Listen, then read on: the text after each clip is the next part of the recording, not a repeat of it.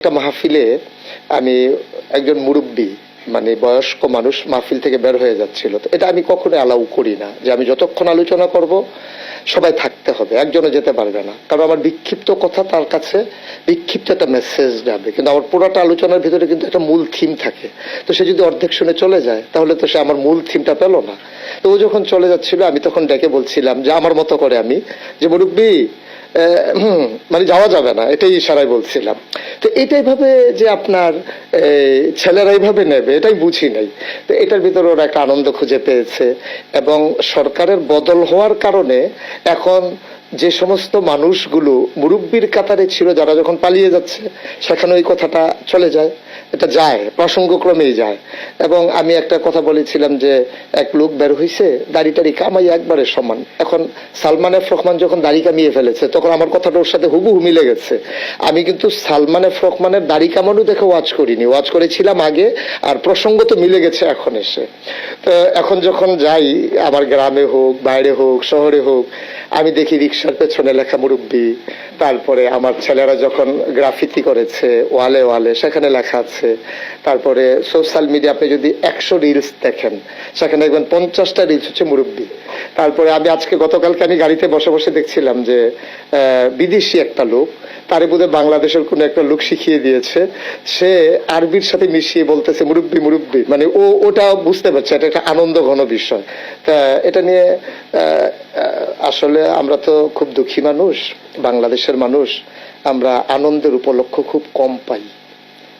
মানুষগুলো যখন গুম হয়ে গেল, বাচ্চাগুলো ঈদের দিন সকালবেলা নতুন জামা কাপড় পরে অপেক্ষায় আছে, বাবা আসলে আঙ্গুলে ধরে ধরে ঈদগাহে যাবে।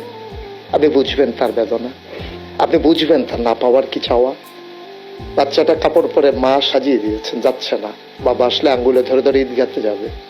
স্ত্রী জানে না তার স্বামী আছে নাকি নাই, আর সে ছোট্ট সন্তান হয়তো মনে করেছে কোনো কারণে বাবা দূরে আছে, আসবে আঙ্গুলে ধরে ধরে ঈদগাহতে নিয়ে যাবে। আমরা দুঃখী মানুষ, ঈদগুলো আমাদের এভাবেই গেছে গত 15টা বছর।